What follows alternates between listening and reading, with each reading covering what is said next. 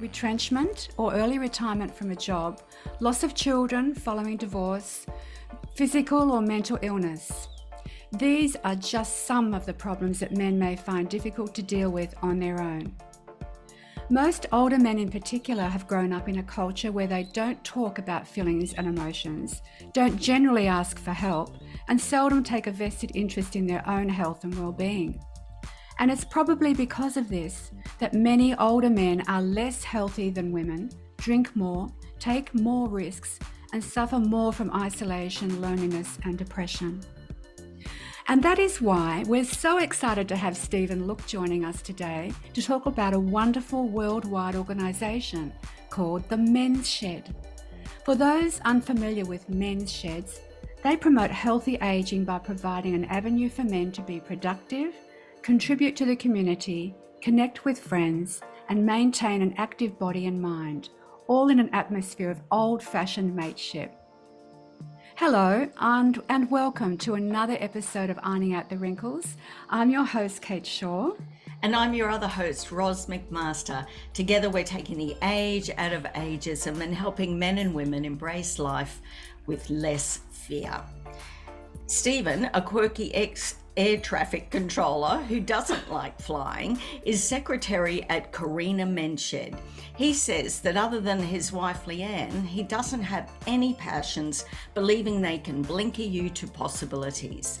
Besides the Men's Shed, he's involved with the Australian Electoral Commission, is a casual proctor at a university, enjoys lawn bowls and travel, and helps a local theatre group with props and scenery. Who said retirement was boring? Stephen, hello and welcome. Hello, okay. So we're pretty excited to have you here today because women generally seek help and they seek our podcast for that help, among other things, but men are the forgotten few. So we were wondering what kind of guests we could have on specifically that targeted men, and the Men's Shed is one of those. So, and we found it really difficult to even find someone to come and talk about the Men's Shed. So we really appreciate that you're here today. But before we actually get into your involvement, I was really interested in your belief that passions can blinker you to possibilities. So what do you mean by that? Because that little bit of wisdom might help our listeners too. A lot of people growing up, they believe this is me and this is what I like. And they don't feel comfortable to step outside what they see themselves at, and that sort of constrains what they could do.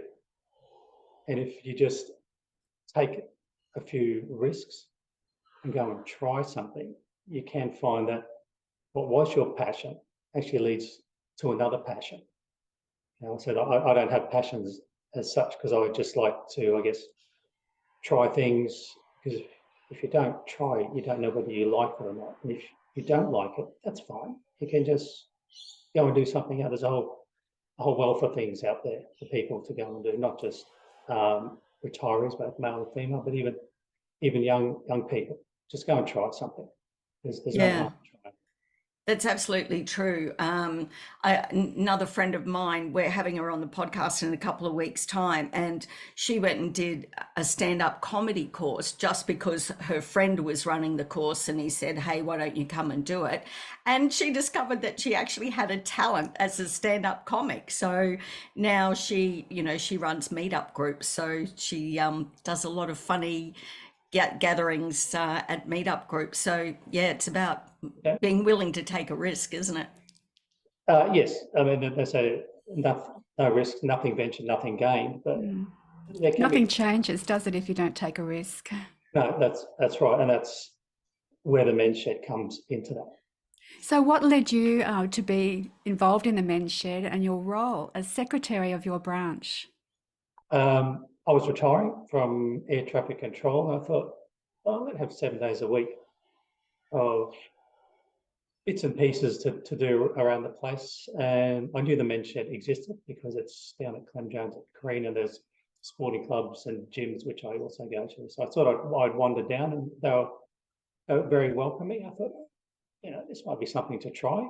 And again, nothing ventured, nothing gained. So I went down, had a visit, met a few of the fellows. They're all very, very nice, very welcoming, always looking for new members down there, as are all the men's sheds, by the way. And I joined and I bummed around. I started doing a little bit of leather work down there, which is one of the activities we have. We have a whole range of things we do down there. And the AGM came around and the current secretary was standing down. And when they asked for volunteers, no one, of course, stepped forward. I thought, well, there's no secretary. This could all fold quite easily. So I put my hand up and, no, I'm the anointed secretary. The AGM's coming up in August. I very much doubt I'll be contesting against anybody, but that's fine. Again, it's another interest. That's right. Helps me connect with a lot of the local politicians because they help us out a lot, and I get to help some of the members with their. The other day, I helped somebody order tickets to go to the local theatre group that I help out because he's not good at computers. So there's a lot of benefits. I heard you say you do leather work. I'm very ignorant. I only thought men's sheds did like woodwork and making, planter boxes for communities and things, but you don't have to be handy with a tool, do you? Obviously, there's lots of other things. No, all sheds are slightly different in what they do, and what they do depends on the facilities they have and what the members' existing skill bases are that come into the shed. I mean, you can go to a shed and you can do something, or you can do nothing. If you just want to come down, have some scones, because the guys can actually cook, believe it or not. They make those sorts of things. They can teach me. You can come down and just talk, have a cup of tea, hang around with a bunch of other guys for a couple of hours, and then wander off home. Or you can come down and be involved in one of the hands-on activities in the workshop. We have a whole range of workshop activities. We have activities outside the workshop. We do photography, we do art, we play cards, those sorts of things. And we also organise field trips, for want of a better word. We used to have a group called the Glampers, but as the guys got a bit older, they couldn't do the trailer thing anymore. So now it's more of a social club, and they say, okay, we're going to go here, and off they go. We have trips around Brisbane. The other day they went on a ferry and went up to St Lucia University on the ferry and back, and called it South Bank for lunch. That was 3/4 of a day, and the guys and their partners just had a great time. And their partners too. That's nice. So it's not all about the men. Oh no, far from it. We're more than welcoming for friends and family and partners to come down. We've got a Mother's Day open day coming up. We've got a raffle going on, so everyone can come down, see what their male partners get up to. Yeah, because it's not a secret cave.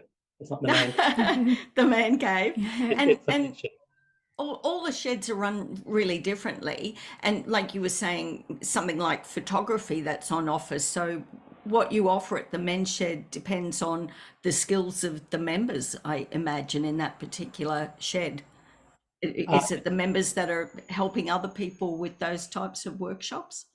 Yes, it is. It's generally somebody who's, I guess, sort of the lead of the group, and they arguably have the highest skill level. And as people come in, they learn, and then that person then who's learned builds their skills up and then teaches the next person, because somebody had to show me what to do. And that's just the way the shed works. It's just handing on of skills and knowledge to the new guys that come in, because we get a couple of new members every month.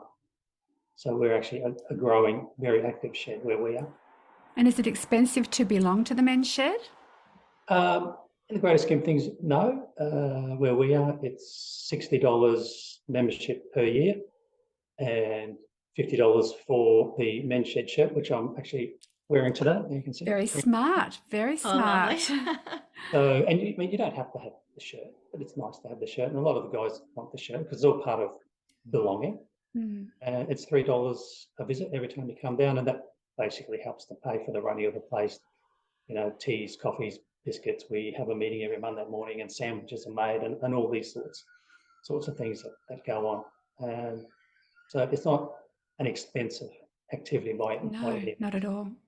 Yeah. No. Is there government funding as well to help run the clubs? Because it's pretty costly, isn't it, to maintain a club? Indirectly, they don't sort of give us X dollars every year, but the local politicians support us through their grant schemes, which you have to obviously apply for.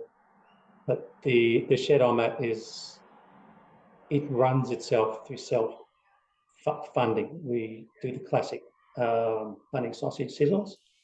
We do one a month on a Friday, and sometimes the local Bunnings advise us to do other things. We make things and we sell them. We have little market days every once in a while. People come down and buy things.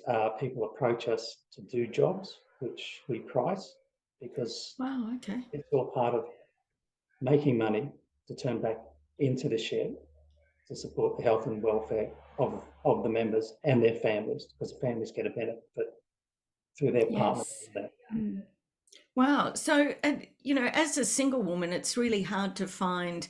It's a challenge to find people to come and help with handiwork around the place. So, is that something I can call the men's shed and say, "Hey, have you got a carpenter there who can help me fix something?" And then you charge me.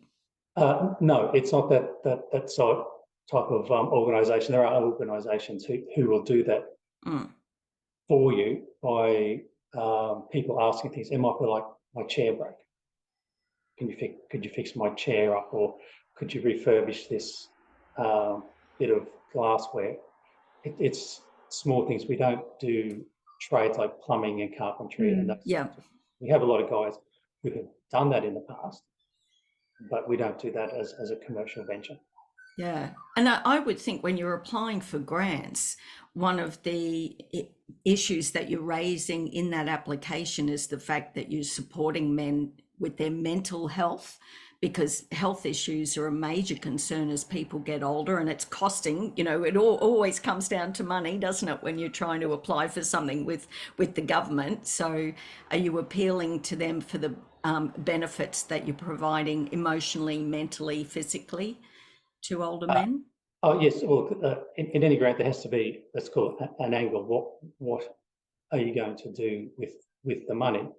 And you have to have a project to apply for the grant. They just can't say, give me $10,000. You have to say, give me $10,000 for this, and with this, I will do that. And out of that is always health and well-being, physical, mental, social, for predominantly the members, but it's for their friends and their families also gain from this. I mean, some wives will chop their husband off at 8:30 and they'll yell out, "See you later," and they'll drive off. And they'll come back at 12 o'clock and pick them up. So they both get a bit of their own time. The wife can go off and do her things, and the husband can come down and just talk rubbish, basically, for a couple of hours, have a cup of tea. That reminds me of something I read yesterday in my news feed. Was an article about this big research project that Monash University in Melbourne, Australia's just done. And I was shocked to see the results. It actually said that older men, more so than older women, are suffering from isolation, sadness, depression, and the suicide rate is increasing. So I think that's wonderful that there's organisations like the Men's Shed that they can feel they can go to, and even if they're feeling a little bit shy, that there'll be men there to wrap their arms around them and make them feel better. So I'm really glad we're speaking with you today after reading that research paper, and perhaps the government might help you more now with those figures. Quite possibly. I mean, we did get a grant for a veterans program that we ran where some of our ex-veterans, and thank you for their service if they're listening today, would come down, and again, some of them just wanted someone to talk to and thrash a few things. We do have a few ex-services people there, so they can make that link, because there's always a mateship in the forces. And we also would then take them and give them a chance to use some hands-on skills and learn something. And the feedback from the veterans who took part in that was extremely positive. They thought it was just just wonderful that this place actually existed that they didn't know about. Exactly. They don't know That's about really it. heartening. And like I know it's worldwide. There must be one. We've got one up here in Sandgate too. So like there wouldn't be one in every suburb, would there? Do you know how many there are in Australia? In Australia, there's 1,400 men's sheds. Oh, that's Wow. great. More than the dominant burger chain. So we outrank them in popularity. But How apt. they are within the bigger areas like in Brisbane. I don't know how many there are, but within about a 10-minute drive of where I am, there'd be at least a dozen. You obviously get fewer and fewer as you go out of the population bases. But if anyone's interested, they go to the Queensland Men's Shed Association, which is the umbrella group for Queensland. Above that's the Australian Men's Shed Association, and you just put in your postcode, and they're all there, all the sheds, and then you can go to their own websites, see what that shed does, see if what they're doing is something you would like. And there's sheds of all sizes. Apparently, there's one and there's two guys, and they meet at their house once a week for a catch-up. Oh. And then there's other sheds that, like us, that has 150 members, and it's an extremely active and quite successful shed. Do the shed members from other clubs get together? Like, Christmas time, you have a Brisbane meetup? Yeah, I mean, they have sub groupings. They meet up for formal meetings, that sort of thing. But we do go and visit other sheds just to see what they're up to. We're trying to organise a visit to the local shed down at Marrickabad because they've got a 3D printer. And Wow, how fabulous. Wow, okay. You guys are really advanced. Interested to go and say, oh, what are you using it for? Could we use it? I'm not sure how much they cost, but maybe they'll allow us to use theirs for a small cost for materials, obviously. Oh, that's really exciting. Yeah, I think you have to sell a kidney just about Yeah, but they can buy create the kidneys, 3D. can't They they? can create kidneys, yeah. Yeah. They can create prosthetic limbs, everything. How exciting. Yeah. And when the guys travel around as they do overseas and within Australia, they generally find out if there's a shed there, and they'll go and visit. So do you organise those trips with overseas groups, or they just go on their own? Yeah, they generally just go on their own. It's a bit of a logistic challenge to get a group of older men together and their partners and go overseas and get them to the shed and all these sorts of things. But people come and visit us from other sheds around the country, and we go and visit them from time to time when we're travelling around. I saw the Gympie shed, maybe it was about 2 years ago, up in next to the Gympie railway station. So they're sort of more of a pointed towards railway sorts of things, because that's what they do. Yeah. I mean, this question's a little bit sort of out of left field. I mean, men typically don't talk about their feelings and what's going on for them. Do you find that when men come to the shed, they are sharing, if they're feeling a bit depressed, or do they typically just talk about men stuff? Sport, yeah. Sport and cars. Yeah, don't mention cars, because every time we have a photography competition, it's generally pictures of cars or old.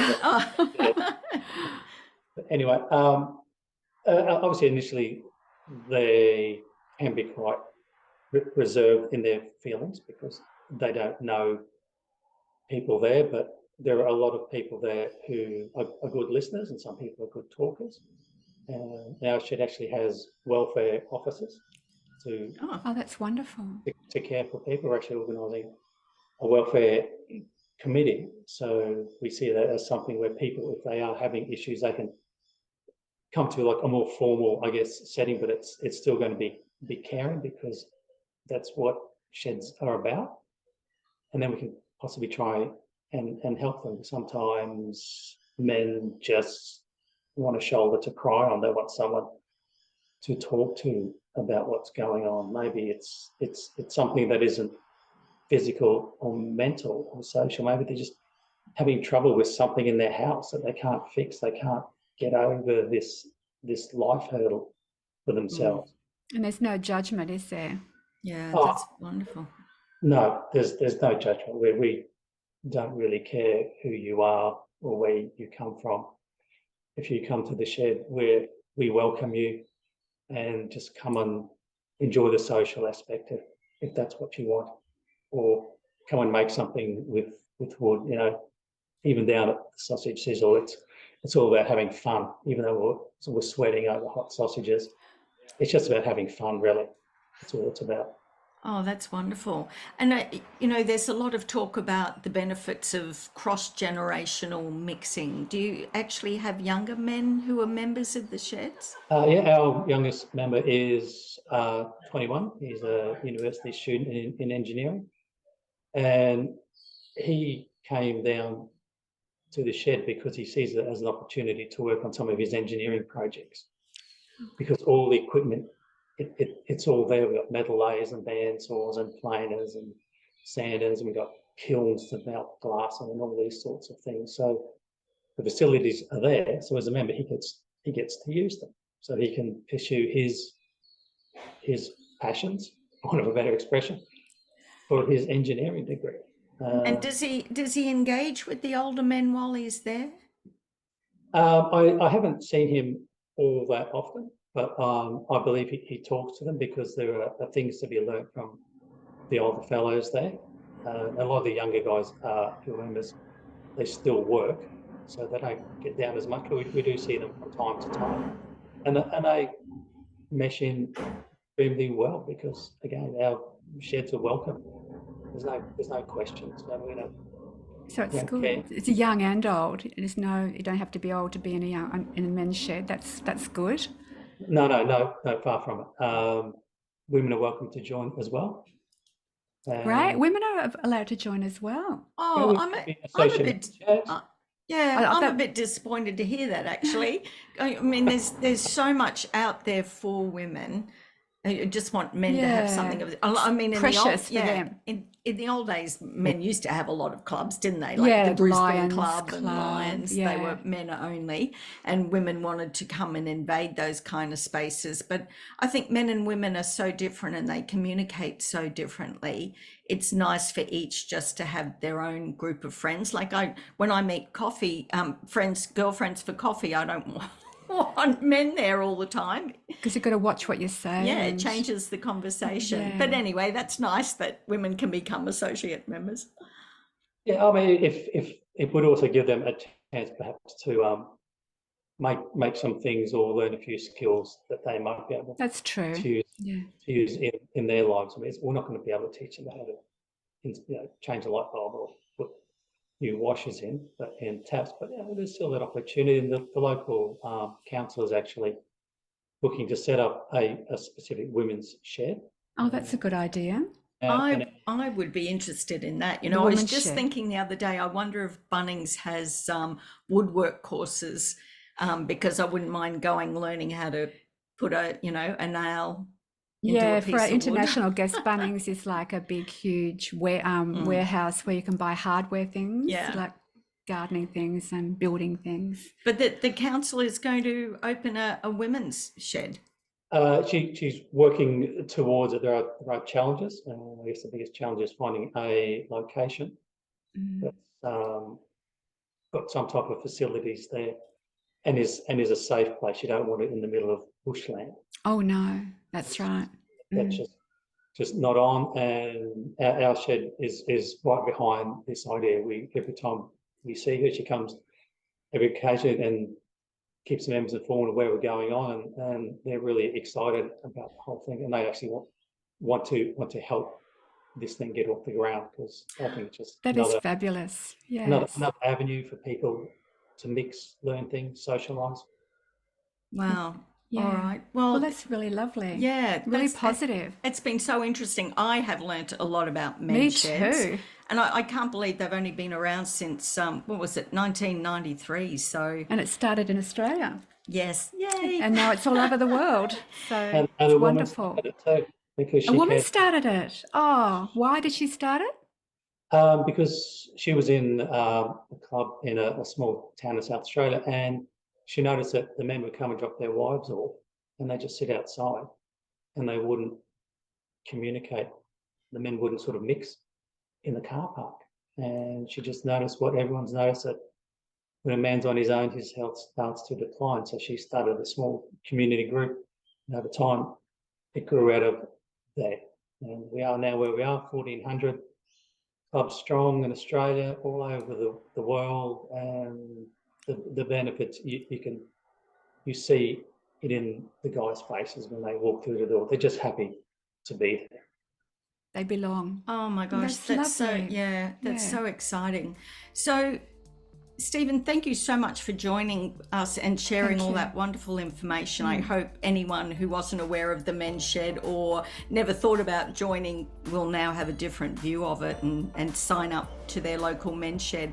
Do you have any final words of advice to any man out there who's retired and is feeling a little bit lost?